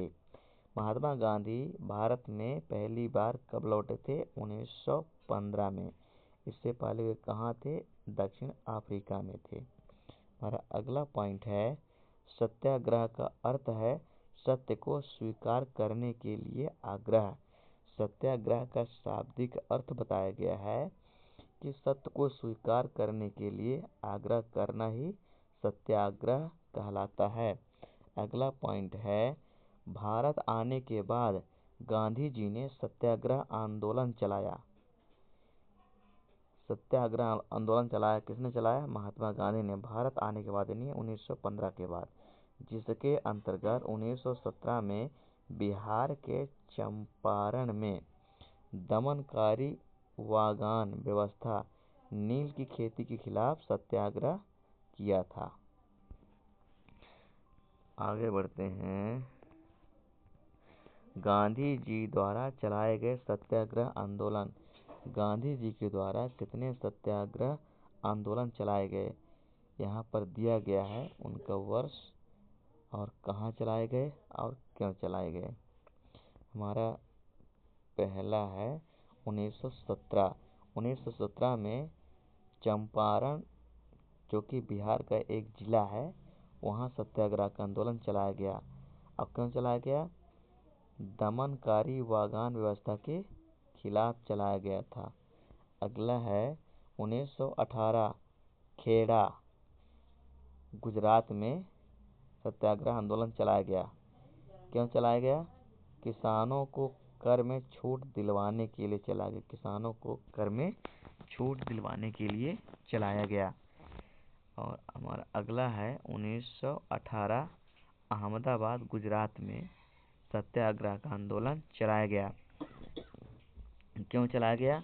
कपड़ा कारखानों में काम करने वाले मजदूरों के समर्थन के लिए, उनकी साधन सुविधाओं को ध्यान में रखते हुए व्यवस्था करने के लिए चलाया गया था। हमारा अगला पॉइंट है 1918 में महात्मा गांधी ने गुजरात के खेड़ा जिले के किसानों की मदद के लिए सत्याग्रह किया था। 1918 में जो महात्मा गांधी ने सत्याग्रह का आंदोलन चलाया था खेड़ा में, वो किसानों की मदद के लिए था। किसकी मदद के लिए था? किसानों की। हमारा अगला पॉइंट है 1918 में गांधी जी ने सूती कपड़ा कारखाना के मजदूरों के समर्थन में सत्याग्रह किया। हमारा अगला पॉइंट है रौलट एक्ट 1919 में बना, जिसके अंतर्गत राजनीतिक कैदियों को बिना मुकदमा चलाए 2 साल तक जेल में बंद रखने का प्रावधान है। रौलट एक्ट 1919 में बना, जिसके अंतर्गत राजनीतिक कैदियों को बिना मुकदमा चलाए 2 साल तक जेल में रखने का प्रावधान था। हमारा अगला पॉइंट है 6 अप्रैल 1919 को महात्मा गांधी के नेतृत्व में अखिल भारतीय हड़ताल का आयोजन किया, जिसके अंतर्गत विभिन्न शहरों में रैली जुलूस हुए, रेलवे वर्कशॉप में कामगारों की हड़ताल हुई, दुकानें बंद हो गईं। हमारा अगला पॉइंट है जलियांवाला बाग हत्याकांड 13 अप्रैल 1919 में अमृतसर के जलियांवाला बाग में हुआ था। हमारा अगला पॉइंट है जलियांवाला बाग हत्याकांड के विरोध में गांधी जी ने केसर-ए-हिंद की उपाधि त्याग दी थी। महात्मा गांधी को अंग्रेजों के द्वारा केसर-ए-हिंद उपाधि दी गई थी। जब जलियांवाला बाग हत्याकांड हो गया, उसमें हजारों लोगों की हत्या कर दी गई, तो गांधी जी ने केसर-ए-हिंद की उपाधि वापस कर दी थी। कब? 1919 में। हमारा अगला पॉइंट है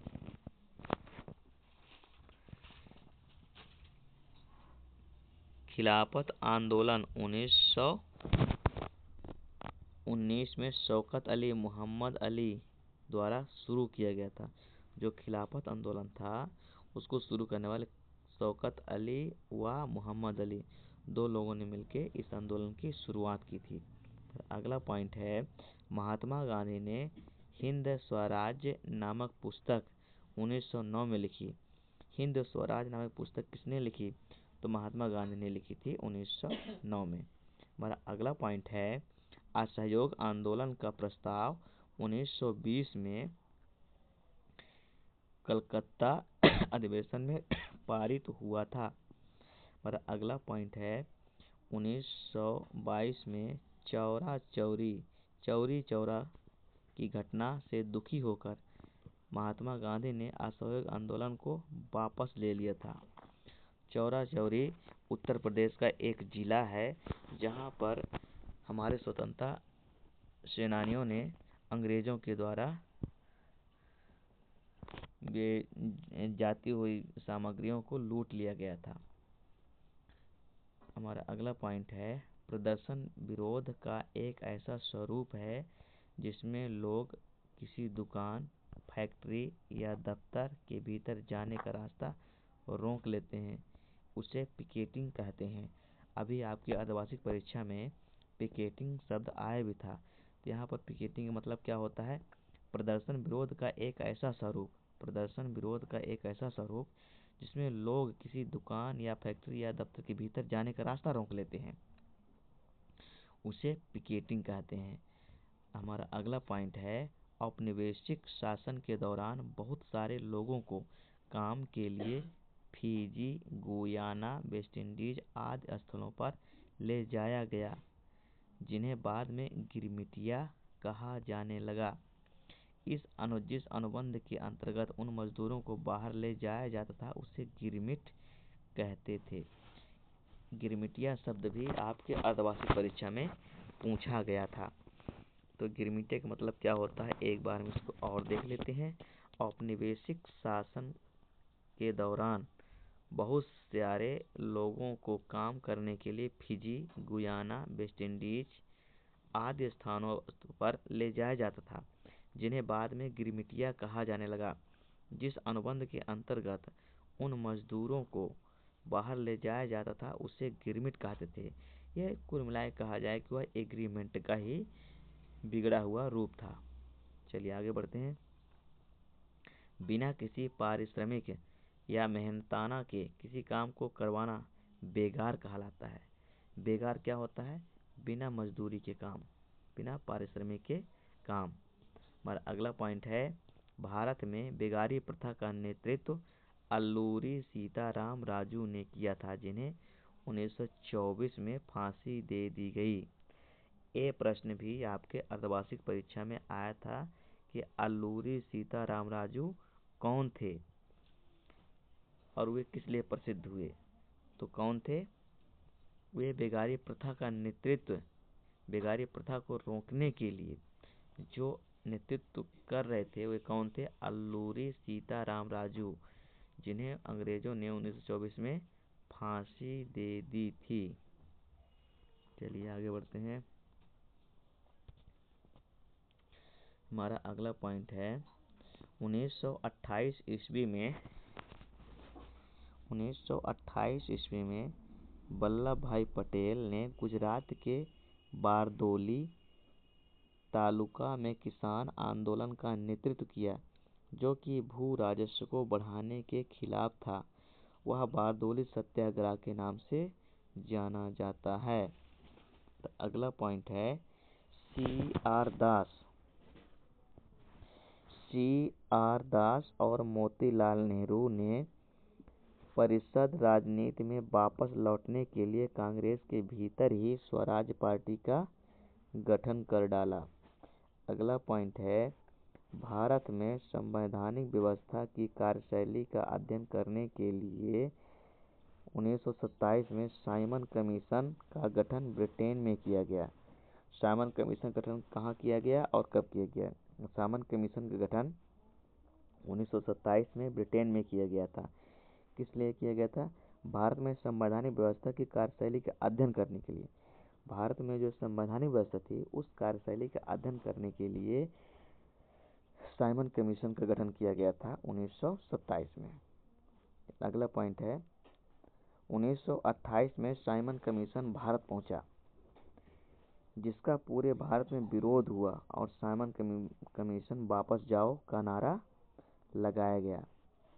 हमारा अगला पॉइंट है, जवाहरलाल नेहरू की अध्यक्षता में दिसंबर 1929 को कांग्रेस के लाहौर अधिवेशन में पूर्ण स्वराज की मांग को औपचारिक रूप दिया गया। पूर्ण स्वराज की मांग को कैसा रूप दिया गया? औपचारिक रूप दिया गया। इसकी अध्यक्षता किसने की थी? जवाहरलाल नेहरू ने की थी। कब की थी? दिसंबर 1929 को। अगला पॉइंट है नमक या दांडी यात्रा 12 मार्च 1930 को शुरू किया गया। नमक या दांडी यात्रा कब शुरू किया गया? 12 मार्च 1930 को शुरू किया गया। अगला पॉइंट है महात्मा गांधी ने अपने 78 साथियों के साथ नमक यात्रा की शुरुआत की। ये प्रश्न भी आपके अर्धवार्षिक परीक्षा में पूछा गया था कि महात्मा गांधी ने 79 साथियों के साथ नमक यात्रा शुरू की थी। सत्य है कि असत्य? जो कि इसमें दिए गए उत्तर के अनुसार गलत था, यानी असत्य था। सत्य क्या होगा? 78 साथियों के साथ। हमारा अगला पॉइंट है गांधी जी 6 अप्रैल 1930 को गुजरात के गांव दांडी पहुंचे और वहां नमक कानून तोड़ा। गुजरात का एक गांव है, समुद्र के किनारे का गांव है जिसका नाम दांडी है। वहां तक गए थे नमक का कानून तोड़ने के लिए, इसीलिए इसका नाम नमक कानून या दांडी कानून कहा जाता है। हमारा अगला पॉइंट है गांधी जी ने एक बार फिर आंदोलन वापस ले लिया। 15 मार्च 1931 को उन्होंने इरविन के साथ एक समझौते पर हस्ताक्षर किए। इसलिए प्रश्न भी आता है कि इरविन समझौता कब हुआ था? इरविन समझौता 15 मार्च 1931 को इरविन के साथ हुआ था। हमारा अगला पॉइंट है विश्व आर्थिक मंदी 1929 में हुई थी जिसका असर भारत में भी पड़ा था। ये वाला प्रश्न भी आया था आपके अर्धवार्षिक परीक्षा में कि विश्व में आर्थिक मंदी कब आई थी। तो कब आई थी विश्व में आर्थिक मंदी? 1929 में आई थी। हमारा अगला पॉइंट है वायसराय लॉर्ड इरविन के अक्टूबर 1929 में भारत के लिए डोमिनियन स्टेटस का ऐलान किया। किसका ऐलान किया? डोमिनियन स्टेटस का। हमारा अगला पॉइंट है दिसंबर 1929 में जवाहरलाल नेहरू की अध्यक्षता में कांग्रेस के लाहौर अधिवेशन में पूर्ण स्वराज को औपचारिक रूप से मान लिया गया। हमारा अगला पॉइंट है 26 जनवरी 1930 को गांधी जी ने वायसराय इरविन को पत्र लिखा और 11 सूत्रीय मांगों का उल्लेख किया था। कब? 26 जनवरी 1930 को। अगला पॉइंट है 1928 में दिल्ली स्थित फिरोज शाह कोटला मैदान में हुई बैठक में हिंदुस्तान सोशलिस्ट रिपब्लिकन आर्मी की स्थापना की। इसमें भगत सिंह, जतिन दास, अजय घोष शामिल थे। हिंदुस्तान सोशलिस्ट रिपब्लिकन आर्मी की स्थापना करने वाले कौन कौन थे? भगत सिंह, जतिन दास और अजय घोष शामिल थे। हमारा अगला पॉइंट है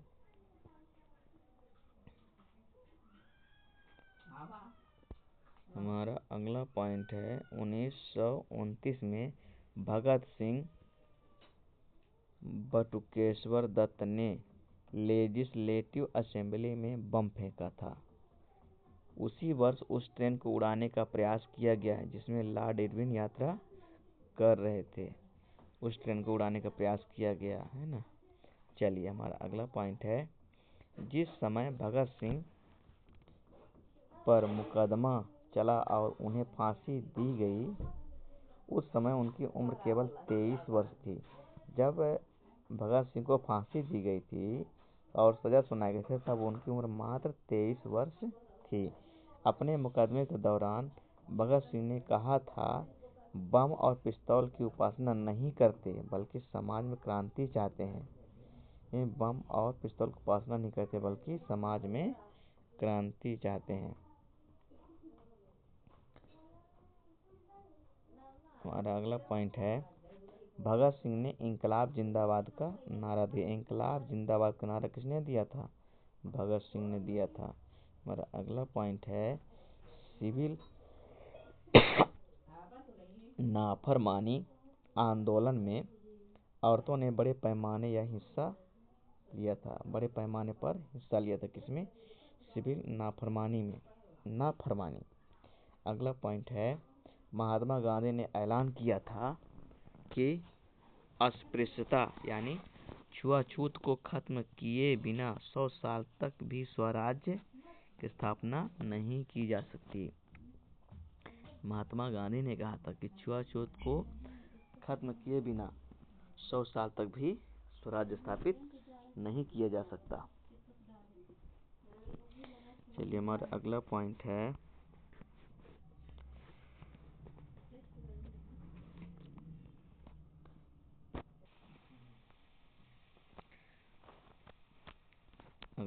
है, डॉक्टर भीमराव अंबेडकर ने 1930 में दलितों को दलित वर्ग एसोसिएशन में संगठित किया था। और अगला पॉइंट है, 1930 में मुस्लिम लीग के अध्यक्ष सर मोहम्मद इकबाल ने मुसलमानों के लिए अल्पसंख्यक राजनीतिक हितों की रक्षा के उद्देश्य से प्रथम निर्वाचिका की जरूरत पर जोर दिया। किसने? सर मोहम्मद इकबाल ने। और अगला पॉइंट है, 20वीं सदी में राष्ट्रवाद के विकास के साथ भारत की पहचान भी भारत माता की छवि का रूप लेने लगी थी। इस छवि के निर्माण का आरंभ बंकिम चंद्र चट्टोपाध्याय ने किया था। अगला पॉइंट है, 1870 के दशक में बंकिम चंद्र चटर्जी ने मातृभूमि की स्तुति के रूप में वंदे मातरम गीत लिखा था। वंदे मातरम गीत कब लिखा गया?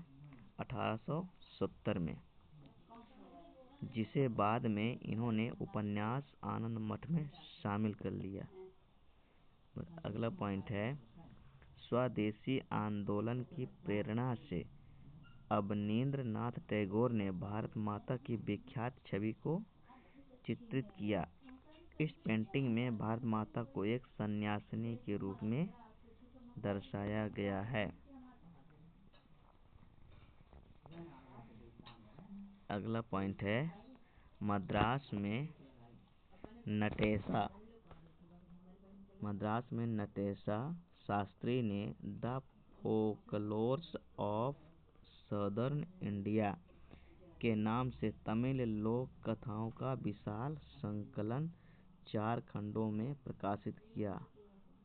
और अगला पॉइंट है, बंगाल में स्वदेशी आंदोलन के दौरान एक तिरंगा झंडा हरा पीला लाल तैयार किया गया। हम शुरू में जो झंडा था हरा पीला लाल था, तो तिरंगा ही, लेकिन हरा पीला लाल रंगों से बनाया गया था। अगला पॉइंट है, 1921 तक गांधी जी ने भी स्वराज का झंडा तैयार कर लिया था। यह भी तिरंगा ही था, सफेद हरा लाल। कौन था? सफेद हरा लाल। इसके मध्य में गांधीवादी प्रतीक चरखे को जगह दी गई थी, जो स्वावलंबन का प्रतीक था। अगला पॉइंट है, क्रिप्स मिशन की असफलता एवं द्वितीय विश्व युद्ध के प्रभावों ने भारत में व्यापक असंतोष को जन्म दिया। इसके फलस्वरूप गांधी जी ने एक आंदोलन शुरू किया, जिसमें उन्होंने अंग्रेजों के पूरी तरह से भारत छोड़ने पर जोर दिया। और अगला पॉइंट है, गांधी जी द्वारा अगस्त 1942 में भारत छोड़ो आंदोलन शुरू किया गया और उन्होंने करो या मरो का नारा दिया। करो या मरो का नारा किसने दिया था? महात्मा गांधी ने दिया था।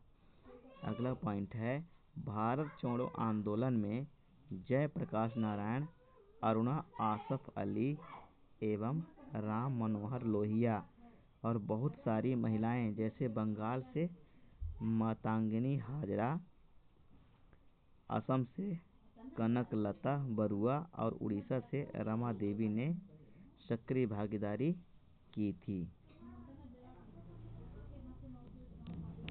अगला पॉइंट है भारत में राष्ट्रवाद एक नज़र में, यानी शॉर्ट फॉर्म में दिखा रहा है यहाँ पर संक्षिप्त रूप में कि राष्ट्रवाद भारत में कब कब हुआ और कैसे हुआ।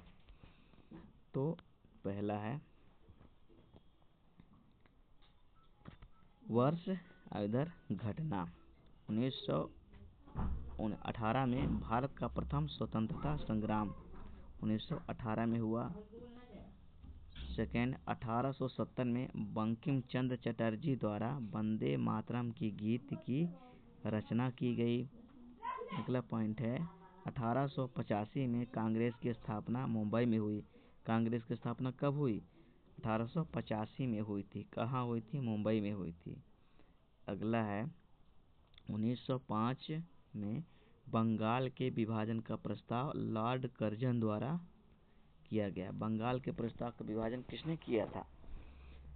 तो बंगाल के विभाजन का प्रस्ताव लॉर्ड कर्जन ने किया था 1905 में, और 1905 में ही अवनींद्रनाथ टैगोर ने भारत माता का चित्र बनाया था। भारत माता का चित्र किसने बनाया था?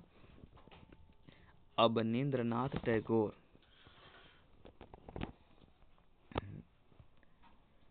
अगला है 1906 में आगा खां एवं नवाब सलीमुल्लाह ने मुस्लिम लीग की स्थापना की। ये बहुत ही महत्वपूर्ण है कि मुस्लिम लीग की स्थापना 1906 में आगा खां एवं नवाब सलीमुल्लाह ने किया। किसका स्थापना किया? मुस्लिम लीग की स्थापना की। 1907 कांग्रेस का विभाजन नरम दल एवं गरम दल में हुआ। कांग्रेस का विभाजन हो गया 1907 में नरम दल और गरम दल के रूप में। कहाँ हुआ था? सूरत अधिवेशन में हुआ था। 1911 दिल्ली दरबार का आयोजन किया गया 1911 में। 1914 में प्रथम विश्व युद्ध का आरंभ हुआ। प्रथम विश्व युद्ध का आरंभ 1914 में हुआ। 1915 में महात्मा गांधी की स्वदेशी वापसी हुई, यानी वे भारत में आ गए। अगला पॉइंट है 1917 में महात्मा गांधी ने नील कृषि के विरोध में चंपारण में आंदोलन किया। 1918 में महात्मा गांधी ने गुजरात के अहमदाबाद में सूती कपड़ा मिल के कारीगरों के लिए सत्याग्रह किया। 1918 में प्रथम विश्व युद्ध की समाप्ति हो गई। 1919 में रॉलेट एक्ट कानून बना। 13 अप्रैल 1919 में जलियांवाला बाग हत्याकांड वैशाख पूर्णिमा के दिन हुआ था। इस जलियांवाला हत्याकांड को अंजाम देने वाला जनरल डायर था। 1919 में खिलाफत आंदोलन की शुरुआत की गई। 1920 में भारतीय औद्योगिक एवं व्यावसायिक कांग्रेस इंडियन इंडस्ट्रियल कांग्रेस का गठन किया गया। 1920 में असहयोग आंदोलन शुरू हुआ। फरवरी 1922 में महात्मा गांधी ने चौरी चौरा कांड के कारण असहयोग आंदोलन वापस ले लिया था। मई 1924 में अल्लूरी सीताराम राजू की गिरफ्तारी। 2 वर्ष से चला आ रहा हथियारबंद आदिवासी संघर्ष समाप्त हो गया। अल्लूरी सीताराम राजू। 9 अगस्त 1925 काकोरी में क्रांतिकारियों ने अंग्रेजी खजाना ले जा रही ट्रेन को लूट लिया था। 1927 में भारतीय वाणिज्य एवं उद्योग परिसंघ का गठन हुआ। 1928 साइमन कमीशन भारत आया। दिसंबर 1929 लाहौर कांग्रेस अधिवेशन कांग्रेस पूर्ण स्वराज की मांग को स्वीकार किया। 12 मार्च 1930 में महात्मा गांधी ने साबरमती आश्रम से दांडी यात्रा शुरू की। 6 अप्रैल 1930 में दांडी पहुंचकर महात्मा गांधी ने नमक कानून तोड़ा व सविनय अवज्ञा आंदोलन की शुरुआत की। 1930 में डॉक्टर भीमराव अंबेडकर ने दलित वर्ग एसोसिएशन की स्थापना की। दलित वर्ग एसोसिएशन की स्थापना 1930 में डॉक्टर भीमराव अंबेडकर ने की थी। 23 मार्च 1931 में भगत सिंह, सुखदेव एवं राजगुरु को फांसी दी गई। भगत सिंह, सुखदेव एवं राजगुरु को फांसी कब दी गई? 23 मार्च 1931 में दी गई। 1931 में गांधी इरविन समझौता हुआ, सविनय अवज्ञा आंदोलन को वापस लिया। 1931 में ही महात्मा गांधी ने द्वितीय गोलमेज सम्मेलन में भाग लिया, परंतु अपेक्षित सफलता नहीं मिली। चलिए आगे बढ़ते हैं। 1932 में महात्मा गांधी एवं डॉक्टर भीमराव अंबेडकर के मध्य पूना पैक्ट समझौता हुआ था। पूना पैक्ट समझौता कब हुआ था? 1932 में महात्मा गांधी और डॉक्टर भीमराव अंबेडकर के बीच। अगस्त 1942 में भारत छोड़ो आंदोलन, जिसके अंतर्गत करो या मरो का नारा गांधी जी द्वारा दिया गया।